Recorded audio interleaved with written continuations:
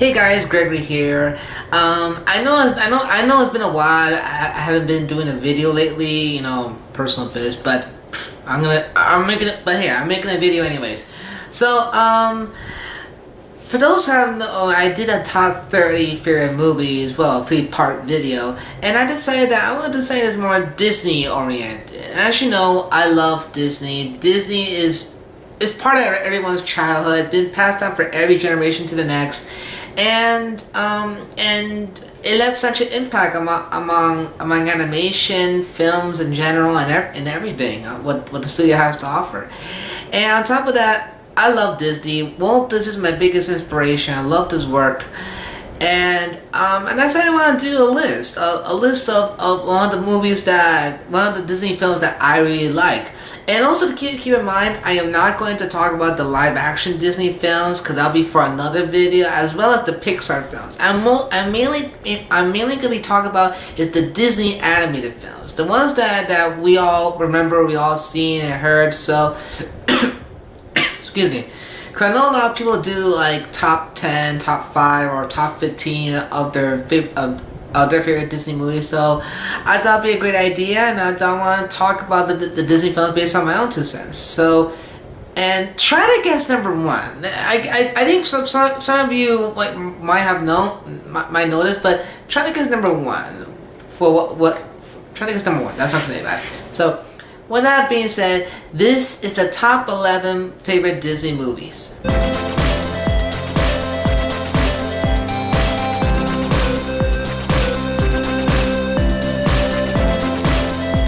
Number 11.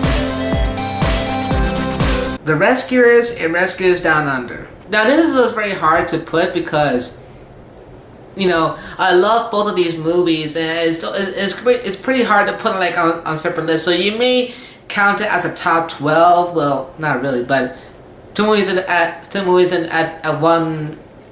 11 spot. So let's talk about it.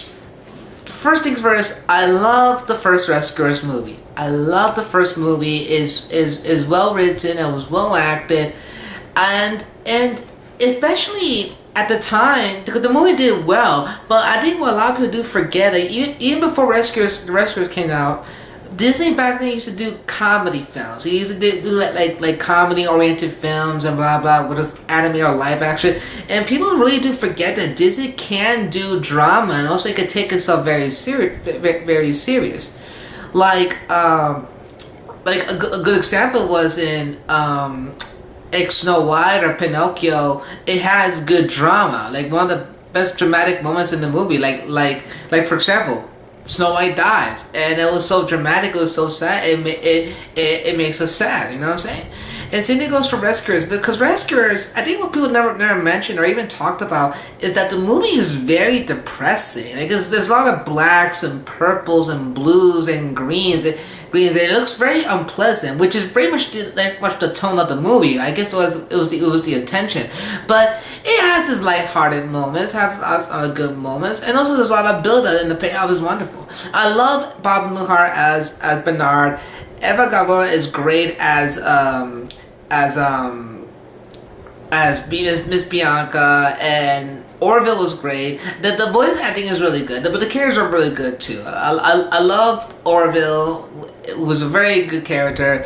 And it has some good action. The animation is really good, especially during the 70s. Even though it looks very sketchy, but this is how it is back in the day. So I like Rescuers, but Rescuers Down Under, this is the movie I really overlooked because back then as a kid I loved the Rescuers. I was not much into Rescuers Down Under, even though I tried watching it, but it always bored the hell out of me as a kid. I just don't know why.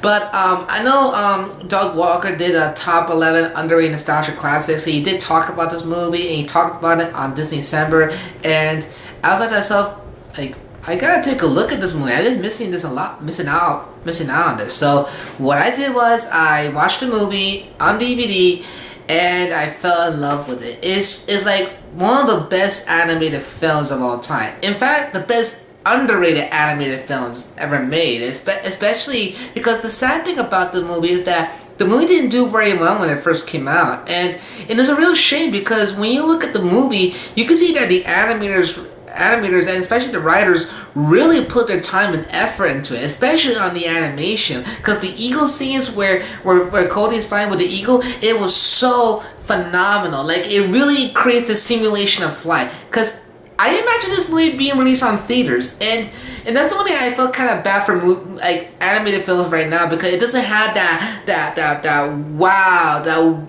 feeling. And when you're flying, when the characters are flying, you feel like you're flying with them. I imagine this movie to be on IMAX, because I think the one movie that actually does achieve it very well, just like this movie Rescuers Down Under, is How to Train Your Dragon. Now that's a movie that actually perfected it because it's animation, and then also they use the 3D very, very well, because it makes you feel like you are in it, like you're flying with Hiccup and the dragon, and that's a good example of it. And this is what Rescuers Down Under did. It has, like I say, it has good action. It's a great adventure. The animation is incredible. The music is incredible. The characters are great. The voice acting is just a phenomenal movie, and I think it deserves a lot more recognition. It should be appreciated for what the film, what it was. You know what I'm saying? Like it deserves a lot more. I know a lot of people love Rescuers Down Under, but people really much push this movie to the side and say like, oh, Rescuers Down Under, we never heard of it. And yeah, it's just it's a good movie. I really do love it. One of my favorites. So nothing to say, but Rescuers Down Under is two movies for the price of one, right here in the number 11 spot.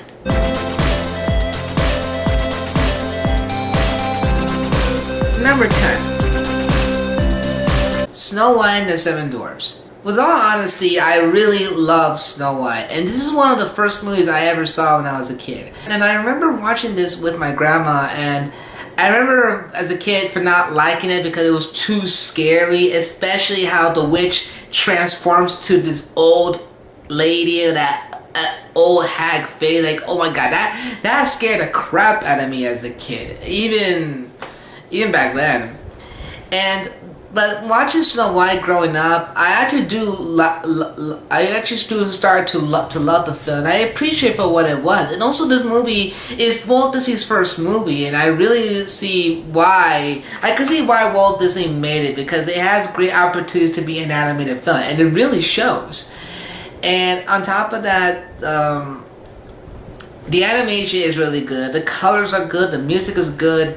And it's a pretty good film. And also, there's not a lot of logic in this movie, because it's a fairy tale. It's fantasy. It's not supposed to make any sense. It's more emotional. Because it's like Wizard of Oz. If Snow White feels happy, you feel happy. If she feels sad, she feels sad. She feels scared, you feel scared. It's about the emotional response that when you watch the film. And movies still do that even to this day.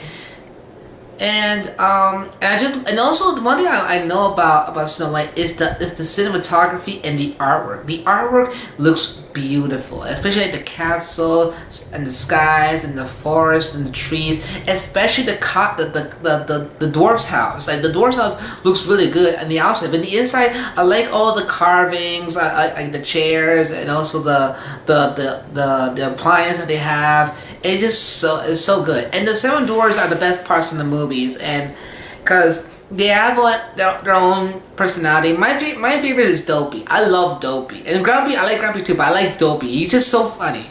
I love all the Seven Dwarfs, honestly. I love Snow White. Snow White is a pretty nice character, and I love the Queen, especially her voice. But I love when her voice, when she transforms, her voice changes to an old hag's voice, like and that voice and that laugh, oh my god, that's like, wow, that is really good. And whoever does that voice, it did a good job. Nobody cannot do that kind of voice and that kind of laughter. That is really nice.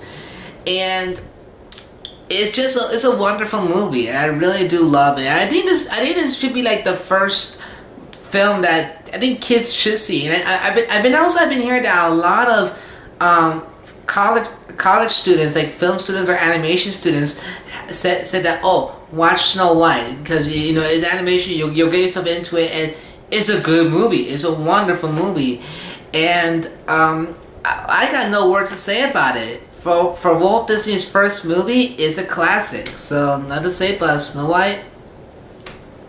It's a classic movie, no matter how you look at it.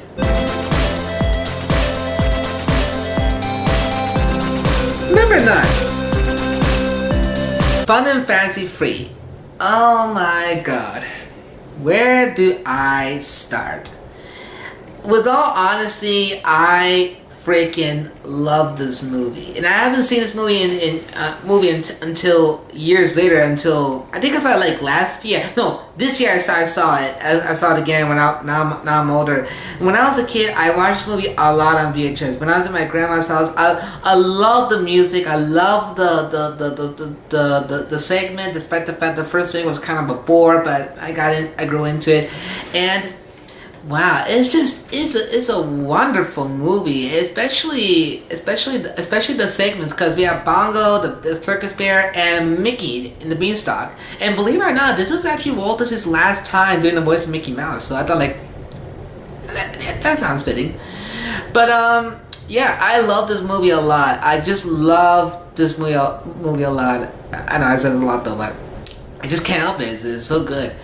Especially because I haven't seen this movie for years and years, and when I finally watched it years later, as an adult, as a 22-year-old man, wow, it just, boom, nostalgia factor. Like, it's just so, it really holds up really well, like, really, really well. Every time I watch it, it just brings a smile to my face. It really takes me back when I was a little kid. And I really enjoy this movie a lot. And the animation is great. And actually, what's interesting is that Walt Disney intended to have Mickey and the Beanstalk and Bongo the Circus Bear to be separate movies.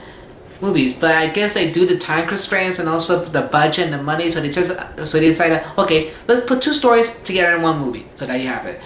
And that. For Bongo the Circus Bear, when I was a kid, I liked it, but as a little kid, it was boring. It was a bore. But as I grew a little older, I started to like it. And what I like about Bongo the Circus Bear is that there is no dialogue whatsoever. The characters don't talk, because the narrator named Dinah Shore tells a story and also tells like what Bongo and Lulubelle was saying. Especially the fight. I love the fight scene with Bongo and the Big Bear Lockjaw. When I was a kid, I loved the fight scene. It's just so good.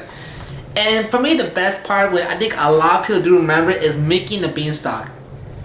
And it's such an incredible segment, and especially there's a lot of build. That's the best part of the movie, is there's a lot of build, and it's so scary, especially when Donald Duck was about to like grab the axe and about to kill the cow. Like, damn! Especially the music and the build when he sneaks down and Mickey's like, no, and like, oh my god, he's gonna kill the cow. Like, dang, shock value.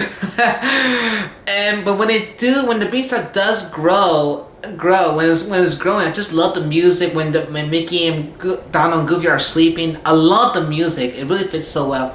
And then they made it to the castle, and then they start eating. And Willie the Giant is such a likable doofus. He's so funny. I love his voice too. And also the build up when Mickey trying to sneak to the Giant's pocket and trying to get the key to unlock Donald and Goofy, and took the harp to Happy Valley. And then as they wake up, boom! This is where the climax comes in. And boy, I can still visualize it. I can still remember that scene where Mickey is going down the beanstalk. Yeah. Oh my god, it's a ton. Like, okay, so. By the way I'm describing it, you can see I really love this movie a lot. This movie is so incredible. And watching the movie as an adult, it holds up really well. Like, really well. It really puts a smile to my face. And like I said, it really takes me back to when I was a little kid. I'm so glad I saw it. But I don't have it on DVD. I have it on VHS, but I saw it online, but maybe if I do find it on DVD, I'll buy it. This movie is worth watching. I just love this movie a lot. So, nothing to say, but Fun and Fancy Free is simply a classic. It's funny, it's entertaining, it also is very laid back, so it's definitely worth watching, and definitely worth here on the number 9 spot. Number 8. Dumbo. When I was a kid, I saw Dumbo on Toon Disney, and when I was a kid, I was introduced to the movie, and as a kid, I loved it. I really do love the movie. It's funny because when I was a kid, I always get bored by the movie. I always get bored by it. I was like, oh, it's so boring. I just want to fall asleep. You know what I'm saying? Yeah, that's what it does. It makes me want to fall asleep. But when I grew older, I watched the movie again. I actually do love the movie. It's just so well written. It was well animated, and I just like the story. I love the story. I like the story how we have a baby elephant who has big ears, and people don't accept him for who he is, but the mother accepts him because she loves him for who he was. After he got humiliated, the mother and Dumbo are separated, and now Dumbo feels sad and whatnot, and the only way is to do a circus act in order to get the mother back.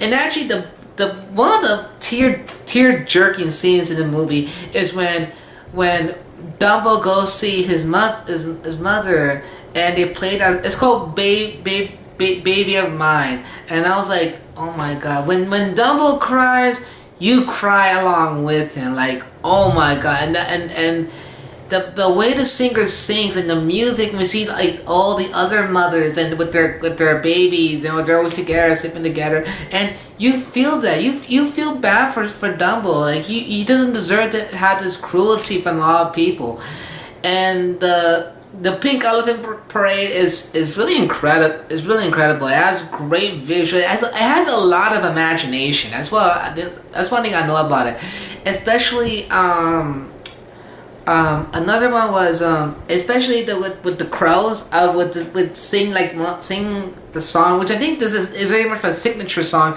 Is it when I see an elephant fly? Like, I love that song. I love the crows. They have class and whatnot. Yeah, they kind of look like a stereotype, but they're so awesome, and they help Dumbo in the end. And look how Dumbo end up being happy. I just love this. I just love this movie to death. And I used to watch this movie a lot though on DVD. Every time I watch it a lot, even when I was like in elementary school. And watching it now as an adult, it holds up really well, and the animation is good. It's very depressing, and actually it's a pretty short movie. It's not really that long, but it's a pretty good movie. It's worth watching. It's worth seeing, and it's just a wonderful song. No song. Scratch that. I'm sorry. I'm thinking about music. The songs from the movie, but it is a wonderful movie. It's great. It's fun. It's exciting, and also it makes Dumbo a lot more relatable, a lot more identifiable. And also what I like is that Dumbo doesn't have any lines. There's no dialogue for Dumbo. He's very much of a silent character. He doesn't say a lot though, which is okay because he's a baby elephant. And he doesn't have words, which is okay because his emotions and his expression identifies what he's feeling, and also the situation and the events and the moments that he experienced makes it a lot more real, and that's one thing that Disney did achieve that. And so yeah, I love the movie. It's great. It's fun. It's a good movie. Number 7. Aladdin. When I was a kid, I loved Aladdin, and it's just a good film. And actually, it's one of the first Disney movies that are for boys, because we see a lot like Little Mermaid, Beauty and the Beast, and Snow White, and so on. But this is like one of the few first Disney movies for boys. I know people argue that Jungle Book was the first Disney movie for boys, but this one is actually, whatever, because it has action, it has adventure, there's flying carpets, there's lava, there's sword fights, there's snakes, there's Robin Williams as the genie. It's incredible, and really does it so well. And watching it as an adult, it really exceeded my expectation, and it holds up really well. And I just love the animation, and also I love the adventure. And oh my God, well, that's what I have to say. I love Robin Williams. The best part of this movie is Robin Williams as the genie, and may God rest him. He is perfect as the genie, and you can see why Disney chose him, because he did a lot of good films back in the early '90s. I did like Mrs. Doubtfire, Goodwill Hunting, and he did a lot of good films back then. And you can see why Disney chose him, and he's perfect for the role. And every time I see him, it just makes me laugh. The genie always makes me laugh every time I see him. He's so funny, and he's so hilarious. And I love the songs. I like Aladdin. Aladdin's a pretty nice hero, and Jasmine's pretty good. But the best part of the movie, outside of the genie, is Jafar. Jafar, oh my God, he is a nasty motherfucker. Like, really, he is. I like how he's like the vizier of the sultan. Like, he plays like two roles. Like, he plays as, oh, I'm the grand vizier. I help you, but. And the other side, like, I wanted to kick out that sultan. I want to be sultan, not that twit. And only if I had that lamp. I just love his motivation. I like his, when he laughs, it's so good. Especially the voice. The voice of Jafar is incredible. He is really good. I forgot his name though. I know his name, but I forgot his name. But he did a good job. Oh my God, it's so good. And he's a great villain, because he could be like the Grand Vizier, a sorcerer, and an old man, a snake, a genie. He could do anything. Like, he's really that good of a villain. And I just like it, especially when he finally gets when he finally gets the lamp, and he finally gets what he got. He's like, oh yeah, I'm the best now. I am the sultan. Like, I just love that. And the songs are so memorable. You know what it is. It's Alan Menken. My favorite songs in the movie are You Don't Have a Friend Like Me, and also Prince Ali. A Whole New World. I like A Whole New World, especially in the movie. And also, believe it or not, I actually do have the game of Aladdin. I have the game for the Super Nintendo, which is right here it is. See, right here. I got the game of Aladdin. That's how much me and my brother we love this movie. We played this game a lot though, so that's how much we love this movie. And it's a good film. It's awesome. Sorry about that. It's a good movie. It's great animation, great songs. So I had no word to say about it, but Aladdin is simply a classic. One of the best movies ever made.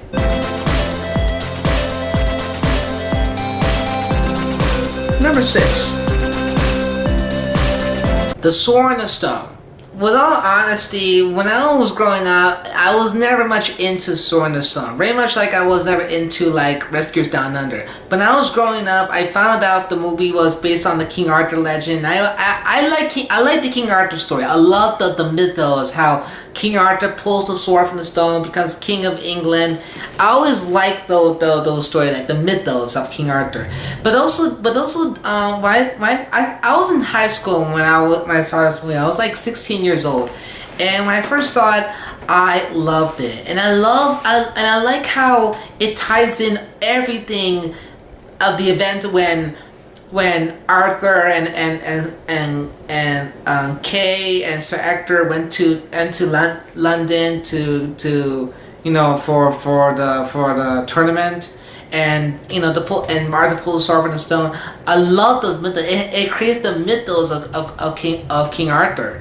And also what I like about it, what I like about King Arthur, because you don't see that there's not a lot of sword fighting whatnot, but it shows very much the origin of King Arthur, like how he first met Merlin and how he encounters these all these things that he's experienced, and also shows King Arthur as a little boy, as a young man, and also it shows being a